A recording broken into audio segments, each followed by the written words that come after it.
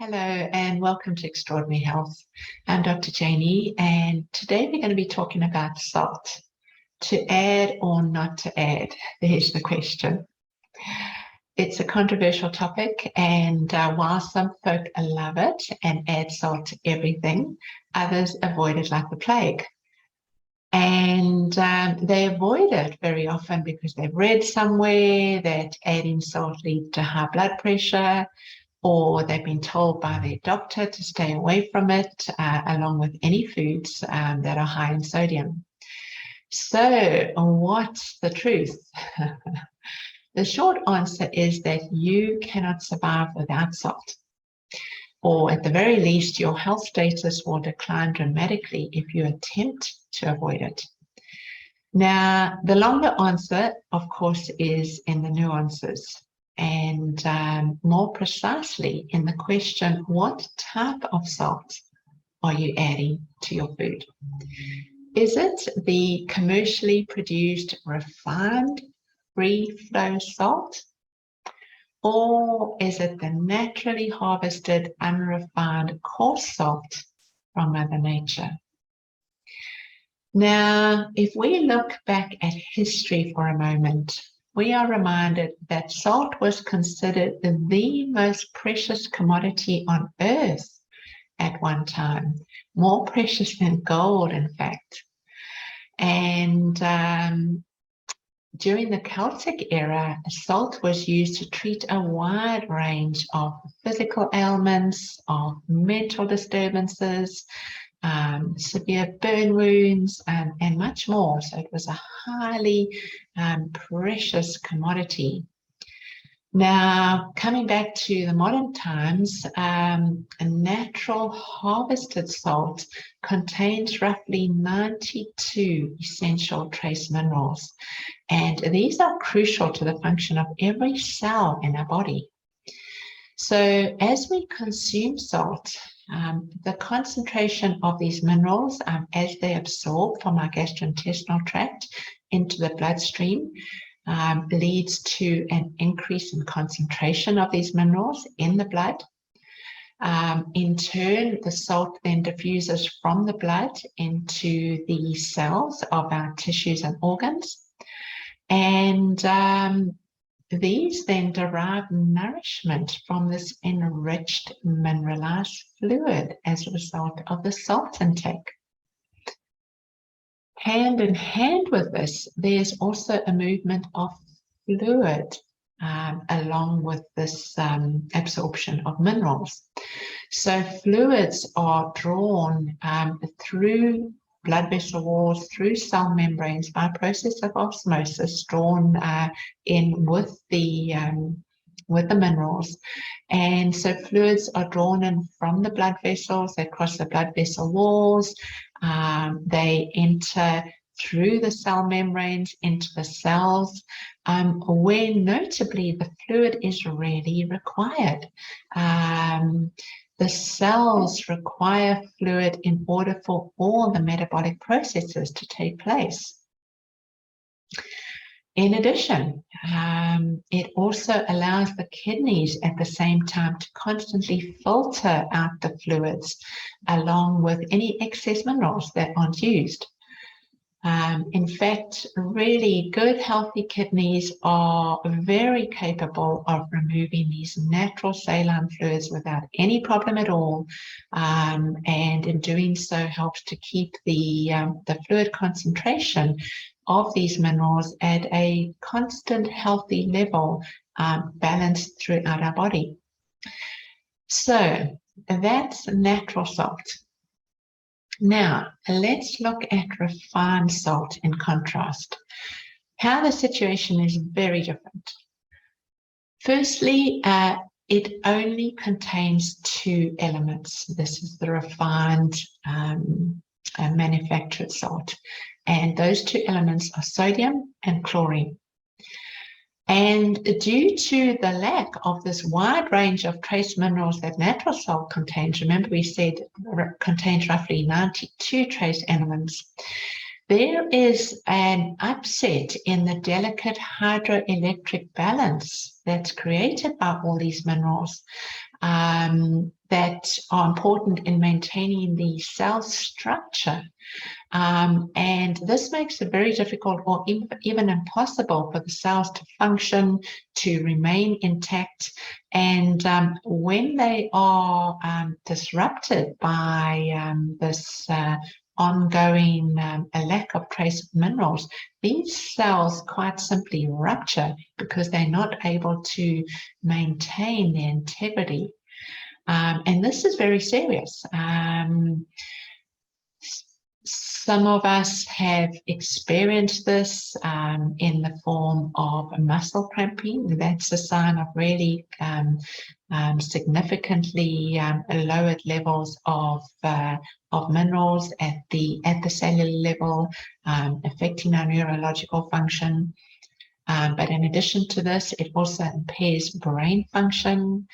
It also impairs the constantly ongoing self-regulating process, healing and regenerating processes in the body, which of course in turn impairs our entire immune system. So the consequences are really very significant.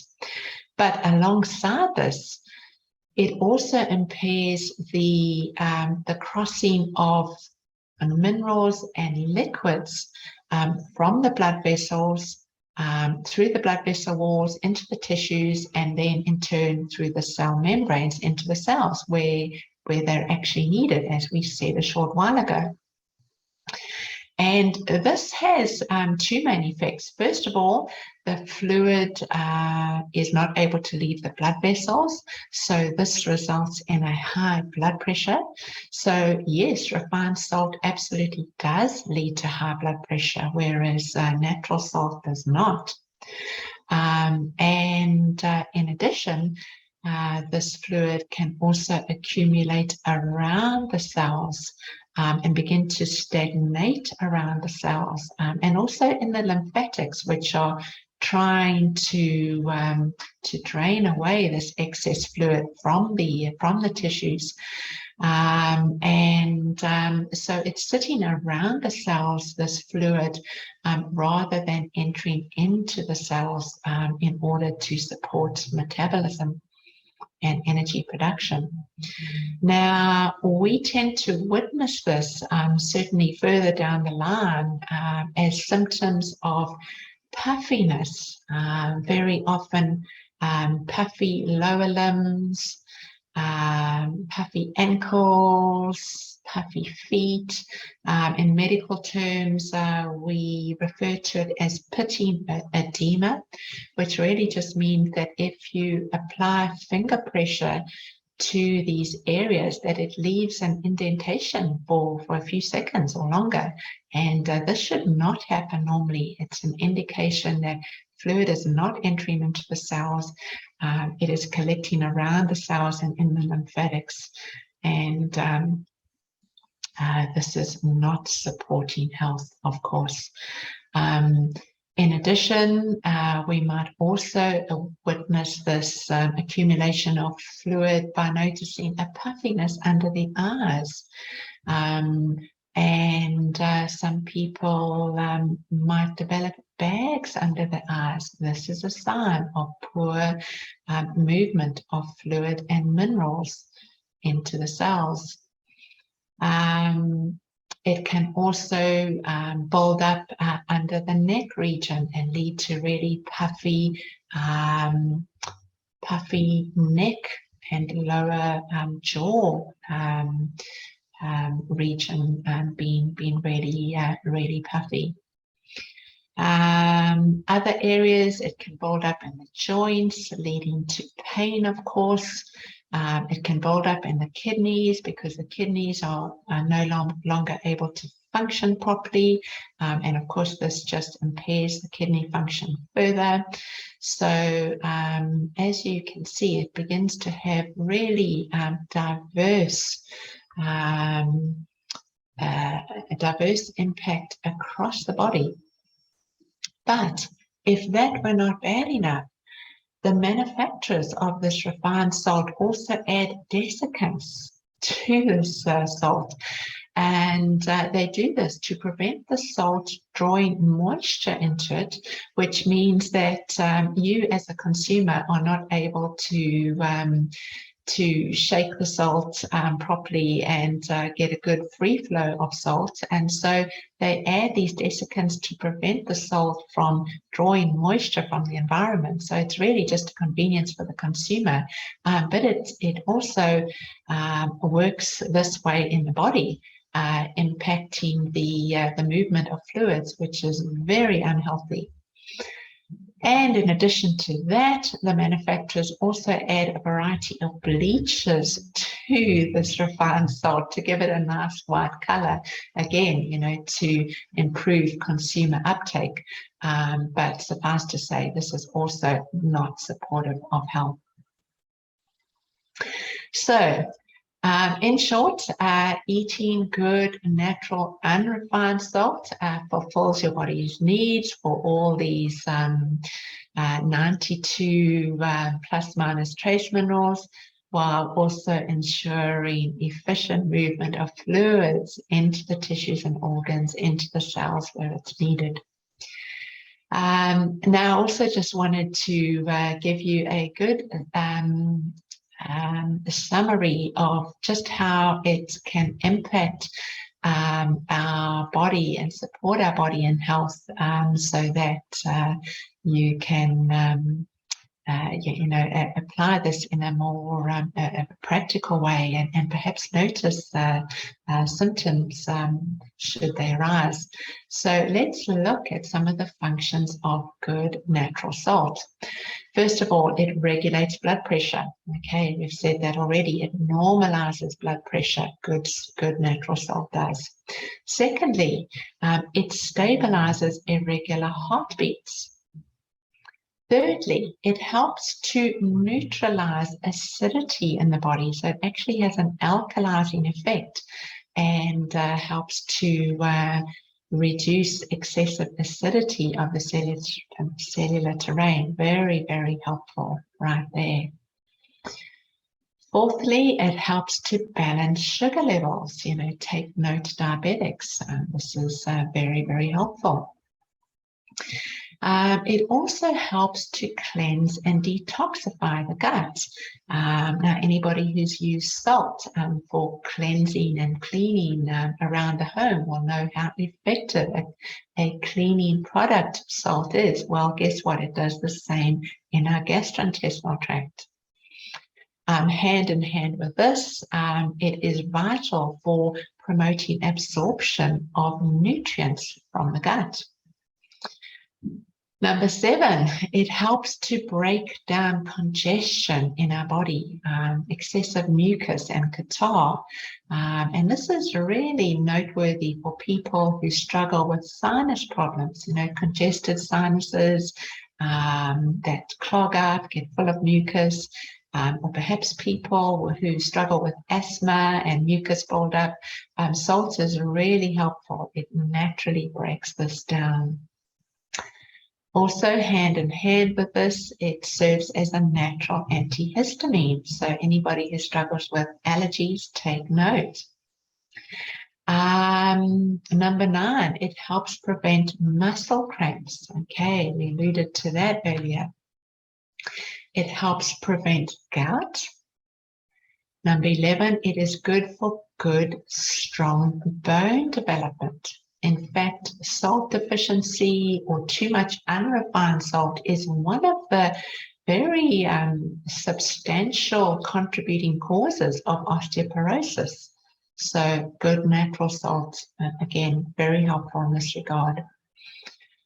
It can also help prevent varicose veins and spider veins, particularly in legs and thighs.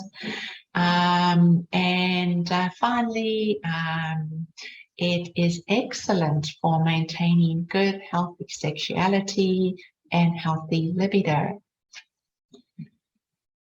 So, what are the good natural salts to consume? Well, I'm sure you've used them. I'm sure you've seen them around. You might have them in your kitchen. Let's have a look at them. First of all, Himalayan salt. Okay, that's the coarse pink salt. I'm sure you've seen it around. It's an outstanding salt. Celtic Ocean salt. This too is excellent. It tends to be grey in color. Atlantic sea salt, often white in color. There are others as well, and there may be unrefined coarse salts in your part of the world. So this is not a complete list, but the important thing is the salts should be coarse, unrefined, and naturally harvested. Okay. Hand in hand with taking in salt, I also always like to encourage balancing these good natural salts with taking in natural foods that contain potassium, because sodium and potassium balance each other out.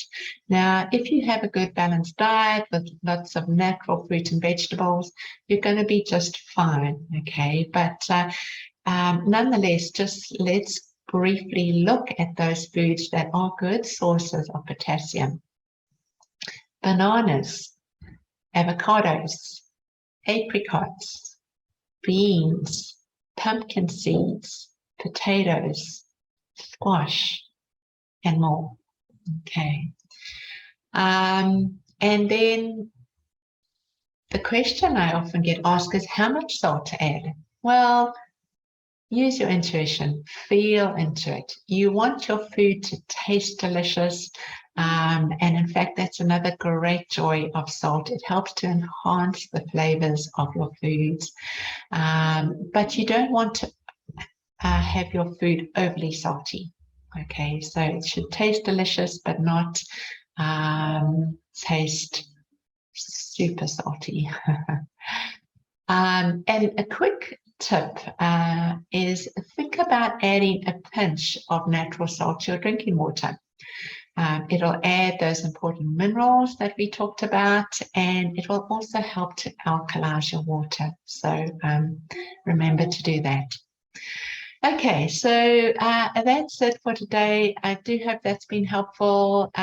Please leave your comments below. We'd love to hear how you're getting along with your salt, what your experience has been. And please subscribe to get more health bites like this by going to Extraordinary Health on patreon.com. Until next time, lots of love.